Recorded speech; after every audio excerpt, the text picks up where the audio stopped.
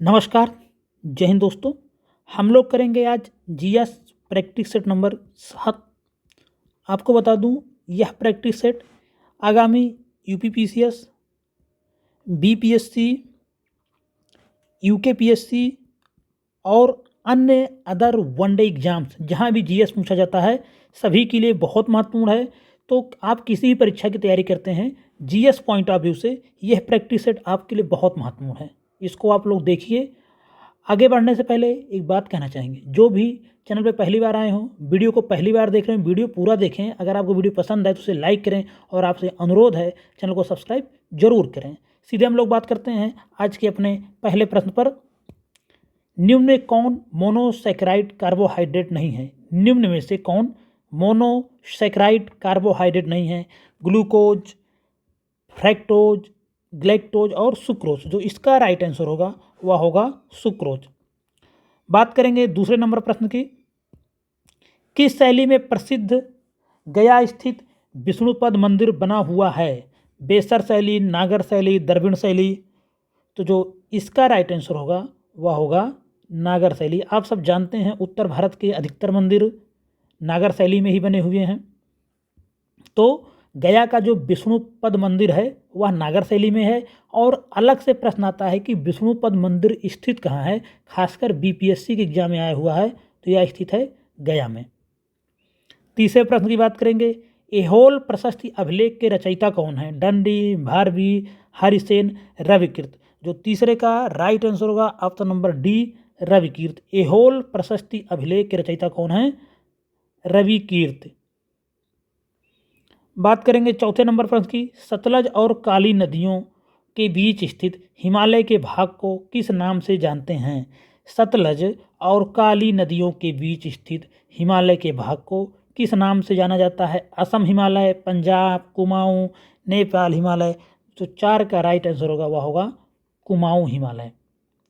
द्वितीय प्रदूषक निम्नलिखित में से कौन है? प्रश्न नंबर 5 है। द्वितीय प्रदूषक निम्नलिखित में से कौन है? Smog, carbon monoxide, carbon dioxide और फ्लाई एश। तो जो 5 का राइट आंसर होगा, स्मॉग को हम लोग द्वितीय प्रदूषक के रूप में जानते हैं। बाकी कार्बन डाइऑक्साइड, फ्लाई एश और कार्बन मोनोऑक्साइड ये सब प्राथमिक प्रदूषक हैं। बात करेंगे छठे नंबर क्वेश्चन की। बंधुआ मजदूरी व्यवस्था का निराकरण संविधान के किस अनुच्छेद से संबंधित है? आर्टिकल 21, 23, 19 और 24। तो जो इसका राइट आंसर होगा अनुच्छेद 23 में इसका जिक्र किया गया है बंधुआ मजदूरी के बारे में। विद्युत धारिता इलेक्ट्रिक कैपेसिटी का मात्रक होता है। हल्का सा ब्लर हुआ है लेकिन मैं आपको बोल रहा हूँ तो आप इसको सुनते रहिए। विद्युत धारिता या इलेक्ट्रिक कैपेसिटी इसका मात्रक होता है फैराडे, वोल्ट, कूलम, एम्पियर। जो 7 का राइट आंसर होगा option number A, Faraday. Uranium के रेडियोधर्मी विघटन का अंतिम उत्पाद है? सीसा, रेडियम, थोरियम, प्लूटोनियम। कह रहा है यूरेनियम के रेडियोधर्मी विघटन का अंतिम उत्पाद क्या होता है? तो जो राइट आंसर होगा सीसा। यह प्रश्न बहुत महत्वपूर्ण है, बार बार एग्जाम में पूछा गया है कि यूरेनियम के रेडियोधर्मी विघटन का अंतिम उत्पाद क्या होता है? तो वह होता है सीसा। बात करेंगे भारत में बाघ परियोजना की शुरुआत कब हुई? टाइगर प्रोजेक्ट के बारे में बात कर रहा है। तो जो इसकी शुरुआत हुई थी, मुझे लगता है इसके बारे में सब जानते हैं, हुई थी 1973 में। निम्नलिखित में कौन सा सुमेलित है? प्रश्न नंबर 10 है। कौन सा सुमेलित है? बक्सर के युद्ध, मीर जाफर विरुद्ध क्लाइव, वांडीवास का युद्ध, फ्रांसीसी विरुद्ध east India company, Jallianwala Bagh Dalhousie विरुद्ध मराठे, खेड़ा का युद्ध निजाम के विरुद्ध ईस्ट इंडिया कंपनी। तो जो इसका राइट आंसर होगा वह होगा वांडीवास का युद्ध। आप सब जानते हैं फ्रांसीसियों के विरुद्ध हुआ था। ईस्ट इंडिया कंपनी अंग्रेजों और फ्रांसीसियों के बीच में हुआ था वांडीवास का युद्ध। उसके बाद हम बात करेंगे पौंडीचेरी की संधि किसके बीच हुई थी? अंग्रेज व मराठे, अंग्रेज व निजाम, अंग्रेज व फ्रांसीसी, अंग्रेज व पुर्तगाली। जो इसका राइट आंसर होगा वह होगा अंग्रेज व फ्रांसीसियों के बीच में हुई थी पौंडीचेरी की संधि। बात करेंगे 12 नंबर प्रश्न की। The economic history of India में धन के निष्कासन के सिद्धांत की व्याख्या की गई इस पुस्तक के लेखक कौन हैं? 12 नंबर प्रश्न बहुत महत्वपूर्ण है। तो जो इस पुस्तक के लेखक हैं वह हैं रमेश चंद्र दत्त। जब धन के निष्कासन सिद्धांत का जिक्र होता है तो हमारे मन में दादा भाई नौरोजी का ख्याल अक्सर आ जाता है, लेकिन जो यह पुस्तक थी the economic history of India, यह किसकी किताब है इस पर ध्यान देंगे, नहीं तो बहुत से लोग दादा भाई नौरोजी ही लगा के चले जाएंगे। तो जो इसका है लेखक हैं वह है रमेश चंद्र दत्त। कई बार यह पूछी जा चुकी है और फिर एग्जाम में आ सकती है। बात करेंगे 13 नंबर प्रश्न की। निम्नलिखित दुग्ध निम्नलिखित में किसका उदाहरण है? दूध निम्नलिखित में किसका उदाहरण है? विलयन का, वायुवियल का, फेन का, पायस का। 13 नंबर का जो राइट आंसर होगा वह होगा पायस का। दूध निम्नलिखित में किसका उदाहरण है? तो यह पायस का। सुपीरियर झील किन दो देशों के बीच स्थित है? अमेरिका एवं मैक्सिको, अमेरिका एवं क्यूबा, अमेरिका एवं कनाडा। इनमें से कोई नहीं। राइट आंसर होगा अमेरिका एवं कनाडा। जीडीपी का आंकड़ा कौन जारी करता? आरबीआई, नीति आयोग, एनएसएसओ, वित्त सचिव। तो जो 15 का राइट आंसर होगा ऑप्शन नंबर सी, एनएसएसओ। इनमें से कौन सा पौधा नाइट्रोजन स्थिरीकरण में सहायक नहीं है? चना, सेब, मटर, पान। आप सब जानते हैं जो दलहनी पौधे होते हैं वो नाइट्रोजन स्थिरीकरण में सहायक होते हैं। तो चना, सेब, मटर ये सब तो दलहनी पौधे हैं। जो उसका राइट आंसर होगा वह होगा धान। धान लिखा हुआ है, थोड़ा सा ब्लर हो गया है पीडीएफ बनाने में। बात करेंगे 17 नंबर प्रश्न की। ट्राइसेम योजना निम्न में किससे संबंधित है? शहरी विकास, ग्रामीण विकास, औद्योगिक विकास। इनमें से कोई नहीं। 17 का जो राइट आंसर होगा वो ऑप्शन नंबर सी, ग्रामीण विकास से ट्राइसेम संबंधित है। 18 नंबर प्रश्न की बात करेंगे। निम्नलिखित में कौन सा देश बाल्टिक देश नहीं है? एस्तोनिया, लताविया, बेलारूस और लिथुआनिया। तो जो 18 का राइट आंसर होगा बेलारूस, ये बाल्टिक देश नहीं है। एस्टोनिया, लातविया और लिथुआनिया ये तीनों क्या हैं? बाल्टिक कंट्रियां हैं। आधुनिक भारत का प्रथम राष्ट्रवादी कवि किसे कहा जाता है? आधुनिक भारत का प्रथम राष्ट्रवादी कवि किसे कहा जाता है? Michael Madhusudan Dutt, Henry Vivian Derozio, Charles Wilkins और भारतेंदु हरिश्चंद्र। आप सब इसका राइट आंसर जानते हैं क्या होगा? इसका राइट आंसर होगा हेनरी विवियन डेरोजियो। इनको आधुनिक भारत का प्रथम राष्ट्रवादी कवि माना जाता है। तो इसको एक बार देख लेंगे, हेनरी विवियन डेरोजियो। कौन व्यक्ति तीनों गोलमेज सम्मेलन में उपस्थित नहीं थे? तो हम लोग जानते हैं बाबा साहब अम्बेडकर, ये तीनों गोलमेज सम्मेलन गए थे। तेज बहादुर सप्रू और आगा खान ये सब तीनों गोलमेज सम्मेलन में उपस्थित थे, लेकिन मोहम्मद अली जिन्ना ये तीनों गोलमेज सम्मेलन में उपस्थित नहीं थे। तो जिसका राइट आंसर होगा मोहम्मद अली जिन्ना। और इस चीज़ को भी ध्यान रखिए कि अक्सर आता है कि निम्नलिखित में कौन 3 गोलमेज सम्मेलन में उपस्थित थे, तो बाबा साहब अम्बेडकर विकल्प में रहता है, लेकिन तेज बहादुर सप्रू और आगा खान ये सब भी तीनों गोलमेज सम्मेलन में थे। तो ध्यान रखेंगे, कभी बाबा साहब अम्बेडकर को निकाल के अगर इन लोगों को दे देगा तो जो लोग नहीं जानते हैं कि तीनों में लोग गए थे तो मुश्किल में आ जाएंगे। तो याद रखेंगे तेज बहादुर सप्रू, आगा खान और बाबा साहब भीमराव अम्बेडकर ये तीनों गए हुए थे, तीनों गोलमेज सम्मेलन में उपस्थित थे। बात करेंगे 21 नंबर प्रश्न की। निम्न में कौन सा विषय समवर्ती सूची के अंतर्गत नहीं आता? समवर्ती सूची के अंतर्गत नहीं आता है शिक्षा, परिवार नियोजन, वन और पंचायती राज। बहुत आसान है, आप सब जानते हैं कौन नहीं आएगा, पंचायती राज राज्य सूची का विषय है। जल में वायु का बुलबुला किसकी भांति व्यवहार करता है? यह प्रश्न भी बार बार पूछा जाता रहता है। उत्तल दर्पण, उत्तल लेंस, अवतल दर्पण, अवतल लेंस। जो 22 का राइट आंसर होगा अवतल लेंस। निम्नलिखित में कौन सुमेलित नहीं है? संथाल विद्रोह सिद्धू व कान्हू, रामोसी विद्रोह चित्तर सिंह, कोल विद्रोह बुद्धू भगत, पागलपंथी विद्रोह मजमून शाह व चिराग अली शाह। तो जो पागलपंथी विद्रोह है वह सही सुमेलित नहीं है। बाकी संथाल विद्रोह में सिद्धू कान्हू, रामोसी विद्रोह में चित्तर सिंह और कोल विद्रोह बुद्धू भगत इससे संबंधित हैं। पागलपंथी विद्रोह से दादू मियाँ ये लोग संबंधित थे। मजमून शाह व चिराग अली का इनसे दूर दूर तक कोई संबंध नहीं है, तो इसको यही सुमेलित नहीं है। बात करेंगे 24 नंबर प्रश्न की। निम्नलिखित युद्ध के कालक्रम को व्यवस्थित करें। वांडीवास, प्रथम कर्नाटक बेदरा का युद्ध और प्रथम अंगल मैसूर युद्ध।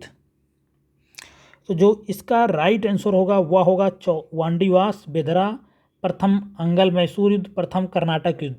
तो इसको सबसे पहले मिलाते हैं हम लोग। 24 का जो राइट आंसर होगा वह होगा सबसे पहले हुआ था प्रथम कर्नाटक युद्ध। प्रथम कर्नाटक युद्ध के बाद हुआ था बिदरा का युद्ध। देन हुआ 1859 के आसपास वांडीवास का युद्ध। उसके बाद फिर हुआ प्रथम अंगल मैसूर युद्ध। तो जिसका राइट आंसर होगा सबसे पहले प्रथम कर्नाटक युद्ध। 2 जिसमें होगा वो सही होगा, 3 में भी 2 दिख रहे हैं, ये तो बाहर हो जाएगा पहले ही। उसके बाद बेदरा युद्ध, जो 3 नंबर जिसमें होगा वो सही होगा, तो ए भी अब बाहर हो जाएगा। अब बचे हैं ए और ए। उसके बाद वांडीवास के युद्ध हुआ था 1859 के आसपास, तो इसके बाद 2, 3, 1 और अंत में हुआ था प्रथम अंगल मैसूर युद्ध।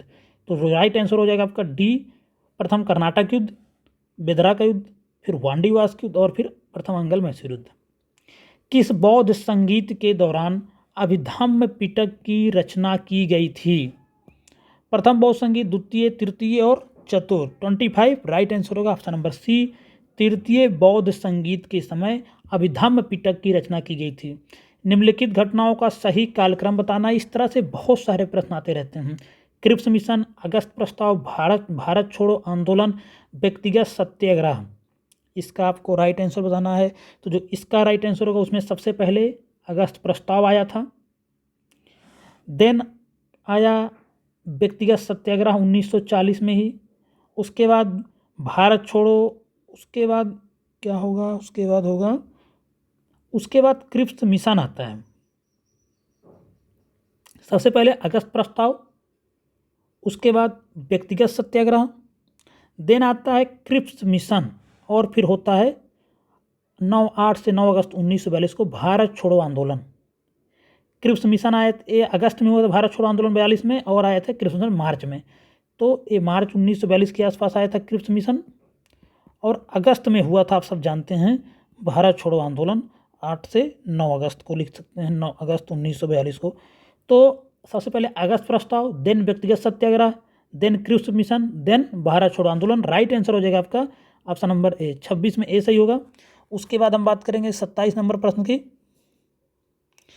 निम्नलिखित में कौन सी नदी विषुवत रेखा को 2 बार काटती है? यह प्रश्न बहुत महत्वपूर्ण है, बार बार पूछा गया है कि निम्नलिखित में कौन सी नदी विषुवत रेखा को 2 बार काटती? Amazon, Limpopo, Congo, Mississippi. तो जो इसका राइट आंसर होगा वह होगा कांगो नदी। यह विषुवत रेखा को 2 बार काटती है। और लिम्पोपो नदी के बारे में आपको बता दूं, यह मकर रेखा को 2 बार काटती है। किस रेखा को? मकर रेखा को 2 बार काटती है लिम्पोपो नदी, और कांगो नदी विषुवत रेखा को 2 बार काटती है। अमेजन के बारे में बात करें तो यह नदी आयतन भार के हिसाब से विश्व की सबसे बड़ी नदी है। बात करेंगे 28 नंबर प्रश्न की। कार्टाजेना प्रोटोकॉल का संबंध किससे है? कार्बन डाइऑक्साइड उत्सर्जन से, ओजोन क्षरण, समुद्री सुरक्षा, जैव सुरक्षा। 28 का जो राइट आंसर होगा जैव सुरक्षा से संबंधित है कार्टाजेना प्रोटोकॉल। ऐसे प्रोटोकॉल बार बार एग्जाम में आते रहते हैं, बहुत महत्वपूर्ण है। चश्मे के लेंस किस कांच से बनाए जाते हैं? फ्लिंट, पायरेक्स, क्रुक्स और मृदु कांच से। 29 का जो राइट आंसर होगा वह होगा क्रुक्स कांच से बनाए जाते हैं चश्मे के लेंस। निम्नलिखित नगरों में किस एक नगर का संबंध महावीर से नहीं है? वैशाली, पावापुरी, चंपा और लुम्बिनी। राइट आंसर इसका हो जाएगा ऑप्शन नंबर डी, लुम्बिनी का संबंध महात्मा बुद्ध से है। बाकी वैशाली, चंपा और पावापुरी से ही महावीर का संबंध है। वैशाली में इनका जन्म हुआ था। बात करेंगे कुछ वंश और उनकी राजधानी के बारे में। चंदेल कह रहा कि निम्नलिखित में कौन सुमेलित नहीं? यहाँ पर आप जब भी प्रश्न करने जाएंगे इस तरह से नहीं है कि है पूछ रहा है, इसको ध्यान दे लेंगे 1 सेकंड का रुक के। तो चंदेल की जो राजधानी थी खजुराहो, वहाँ के मंदिर इन्हीं लोगों ने बनवाया। सोलंकी का अहिलवाड़ा, प्रतिहार का कन्नौज, कलचुरियों की राजधानी अजमेर नहीं थी, अजमेर कन्नौज से संबंधित, अजमेर चौहानों से संबंधित है। तो जो कलचुरी हैं ये अजमेर से संबंधित नहीं है, तो यही सुमेलित नहीं है। बाकी ये तीनों सुमेलित हैं, तीनों राजधानियाँ याद रखेंगे। अजमेर संबंधित है चौहान वंश से। मोढेरा का सूर्य मंदिर किस राज्य में स्थित है?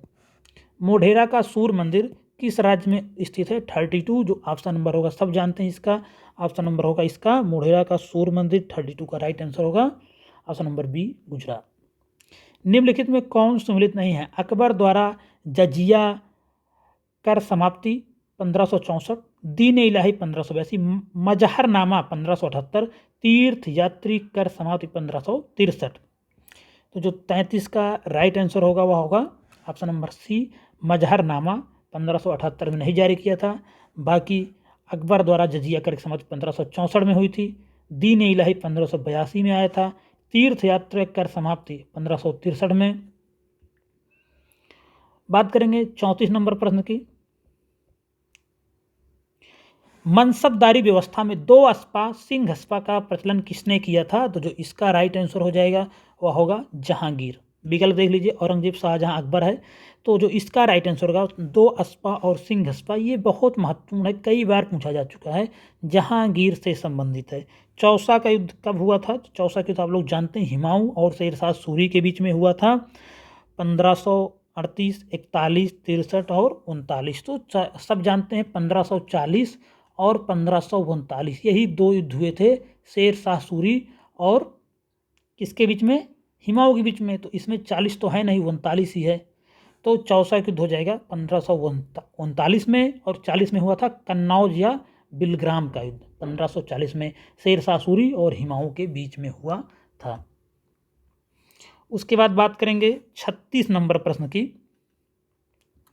निम्नलिखित में कौन सा विकल्प बंधनों की क्रियाशीलता के सही क्रम में दर्शाता है? तो इसका होगा एकल बंध से बड़ा होता है द्विबंध, उससे बड़ा होता है त्रिबंध, यही सही होगा। विकल्प नहीं पढ़ रहा हूँ, समय ज़्यादा लग रहा है।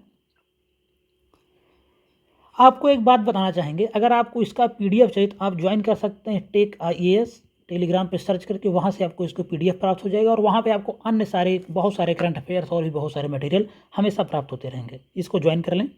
37 नंबर प्रश्न की बात करेंगे। निम्न में से किस अंग में आवश्यकता से अधिक शर्करा या कार्बोहाइड्रेट ग्लाइकोजन के रूप में संचित रहते हैं? तो हृदय, फेफड़ा, यकृत, वृक्क।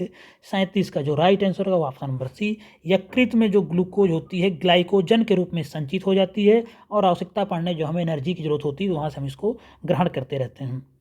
तो जो बहुत महत्वपूर्ण प्रश्न यह भी है, इसको देख लेंगे अच्छे से। ग्लाइकोजन कहाँ पे संचित रहता है? यकृत में। 38 नंबर बात करें, किस योजना काल में 14 बैंकों का राष्ट्रीयकरण किया था? उस समय कौन थी प्रधानमंत्री? तो वो थी इंदिरा गांधी। और योजना कौन सी थी? चौथी पंचवर्षीय योजना चल रही थी। बात करेंगे जिन वस्तुओं का उपयोग साथ साथ किया जाता है उन्हें क्या कहते हैं? 39 का जो राइट आंसर होगा उसे कहते हैं पूरक वस्तुएं। भारतीय मानक समय रेखा किस राज्य से होकर नहीं गुजरती? भारतीय मानक समय रेखा कहाँ से नहीं गुजरती है? तो हिमाचल प्रदेश से नहीं गुजरती है उत्तर प्रदेश से होते हुए गुजरती है। और यह हिमाचल प्रदेश, क्योंकि यहाँ पे हिमाचल आसपास है, अगर उत्तर प्रदेश यहाँ कहीं है तो ऐसे निकल जाती, हिमाचल से कोई मतलब ही नहीं है। अगर भारत का कुछ मैप इस तरह देखा जाए तो हिमाचल प्रदेश की जो लोकेशन आती है यहाँ पे, तो उत्तर प्रदेश यहाँ से निकल जाती है, तो कहाँ जाएगी हिमाचल प्रदेश? बहुत आसान आंसर हिमाचल प्रदेश इसका हो जाएगा। बात करेंगे 41 नंबर प्रश्न की। निम्नलिखित में कौन सुमेलित नहीं है? 4 दर्रे दिए गए हैं। चांगला दिया गया है जम्मू एंड कश्मीर, सिपकीला हिमाचल प्रदेश, बोमडीला उत्तराखंड, नाथुला सिक्किम। मुझे लगता है आपको इसका आंसर मिल गया होगा। तो जो 41 का राइट आंसर बोमडीला, यह उत्तराखंड में नहीं स्थित है, यह स्थित है अरुणाचल प्रदेश में। बाकी चांगला जम्मू कश्मीर, सिपकीला हिमाचल प्रदेश, नाथुला सिक्किम, लेकिन बोमडीला अरुणाचल प्रदेश में स्थित है, ना कि उत्तराखंड में। 42 नंबर प्रश्न की बात करेंगे। भारत में पश्चिमी तट की अपेक्षा पूर्वी तट पर चावल की पैदावार अधिक क्यों होती है? पूर्वी घाट में पश्चिमी घाट से अधिक वर्षा होती है। पूर्वी तट पश्चिमी तट से अधिक संकीर्ण है। पूर्वी तट पर काली मिट्टी की अधिकता है। पूर्वी तट पश्चिमी तट से चौड़ा तथा डेल्टा क्षेत्र है। तो जो इसका राइट आंसर होगा डेल्टा क्षेत्र है, इसलिए यहाँ पे अधिक चावल का उत्पादन होता है। हमेशा यहाँ पे पोषक मिट्टियाँ जमा रहती हैं, इसलिए चावल की पैदावार यहाँ पे अधिक होती है। केंद्र और राज्य विधायी संबंध किस भाग में उपबंध किया गया है? भाग 10, भाग 11, 12 और 13। तो केंद्र राज्य विधायी संबंध है संविधान के भाग 11 में। बहुत महत्वपूर्ण प्रश्न है। आपको 22 के जो 22 भाग हैं किससे संबंधित हैं रटे होने चाहिए, क्योंकि भाग से हमेशा 1-2 प्रश्न एग्जाम में चाहे मिलाने को आया हो चाहे डायरेक्ट पूछ लिया गया हो। 44 नंबर प्रश्न की बात करेंगे। राष्ट्रपति पर महाभियोग की प्रक्रिया प्रारंभ करने के लिए कितने सदस्यों का हस्ताक्षर होना चाहिए? जो सदन आरोप लगाता हो सदन का 1/4। तो जो इसका राइट आंसर होगा यही होगा, जो सदन आरोप लगाएगा उस सदन का एक 1/4 मेंबर पहले उस प्रस्ताव पर सिग्नेचर करेंगे, तब वह जाएगा उस सदन के अध्यक्ष या सभापति के पास। इसका राइट आंसर होगा जो सदन आरोप लगाएगा उस सदन का 1/4। बात करेंगे 45 नंबर प्रश्न की। निम्न में किस परिस्थिति में किसी संसद सदस्य की सदस्यता समाप्त हो जाती है? यदि वह सदन की अनुमति के बिना 60 दिन की अवधि से अधिक समय के लिए सदन की सभी बैठकों में अनुपस्थित रहता है तो उसका मेंबरशिप जा सकती है।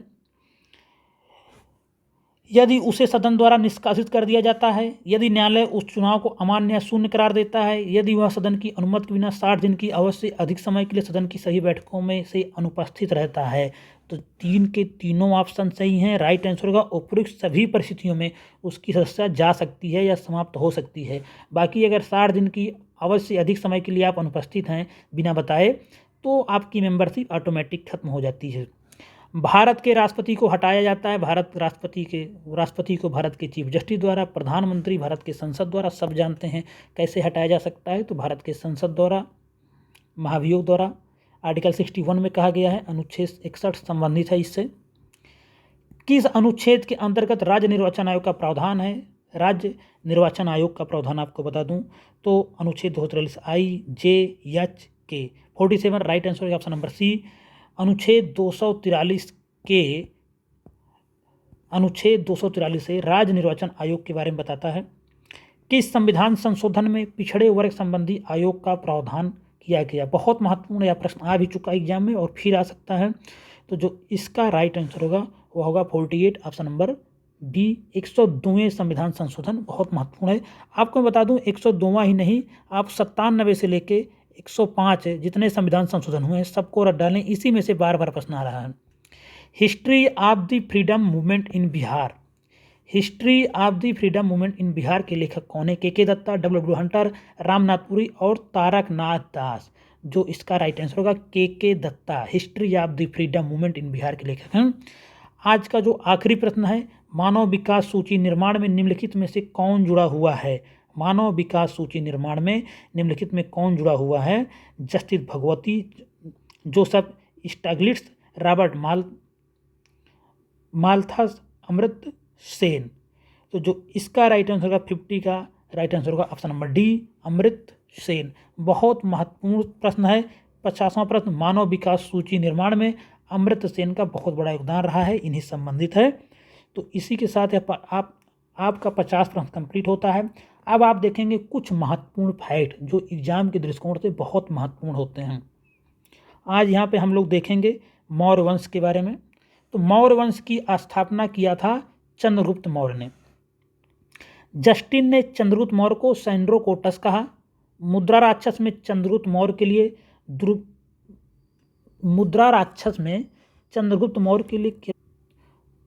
थोड़ा सा ब्लर हो गया है, तो मुद्रा राक्षस में चंद्रगुप्त मौर्य के लिए बिरसल शब्द का इस्तेमाल किया गया है। चाणक्य चंद्रगुप्त मौर्य का प्रधानमंत्री था। चाणक्य द्वारा लिखित अर्थशास्त्र पुस्तक का संबंध किससे? बार बार यह पूछा जाता है कि चाणक्य द्वारा लिखित अर्थशास्त्र पुस्तक का संबंध किससे है? तो यह है राजनीति से। यह पॉइंट बहुत महत्वपूर्ण है। और आपको बता दूं इससे पहले जस्टिन ने चंद्रगुप्त मौर्य को सैंड्रोकोटस का, यह भी बहुत महत्वपूर्ण पॉइंट है। मुद्रा राक्षस का संबंध चंद्रगुप्त मौर्य से है, यह भी बहुत महत्वपूर्ण पॉइंट है। उसके बाद चंद्रगुप्त ने 305 में सेल्यूकस को हराया, यह इस भी बहुत महत्वपूर्ण है। यह भी पूछा जाता रहता है किस सन में हराया था? तो 305 ईसा पूर्व में हराया था। सेल्यूकस निकेटर, इसका राजदूत मेगस्थनीज चंद्रगुप्त मौर्य के दरबार में आया था, यह भी पूछा जाता है किसके दरबार में आया था। इंडिका पुस्तक की रचना मेगस्थनीज द्वारा की गई, यह भी प्रश्न पूछा जाता रहता है। चंद्रगुप्त मौर्य जैन धर्म का अनुयायी था, इसने भद्रबाहु से जैन धर्म की दीक्षा ली थी, तो यह भी बहुत महत्वपूर्ण पूछा जाता रहता है। चंद्रगुप्त मौर्य जैन धर्म का अनुयायी था, इसने भद्रबाहु से जैन धर्म की दीक्षा ली थी, यह भी बहुत महत्वपूर्ण है। इंडिका पुस्तक के जो लेखक हैं मेगस्थनीज, यह पुस्तक बहुत महत्वपूर्ण है। चंद्रगुप्त मौर्य का उत्तराधिकारी कौन था? बिंदुसार था, इसे अमित्रघात के नाम से जाना जाता है। तो यह फैक्ट बहुत महत्वपूर्ण है कि अमित्रघात किसको जानते हैं? अमित्रघात के नाम से जानते हैं किसको? चंद्रगुप्त मौर्य का जो पुत्र था बिंदुसार, उसको क्या बोलते हैं? अमित्रघात। इसे वायु पुराण में भद्रसार कहा गया है। इसे जैन धर्म में सिंहसेन कहा गया।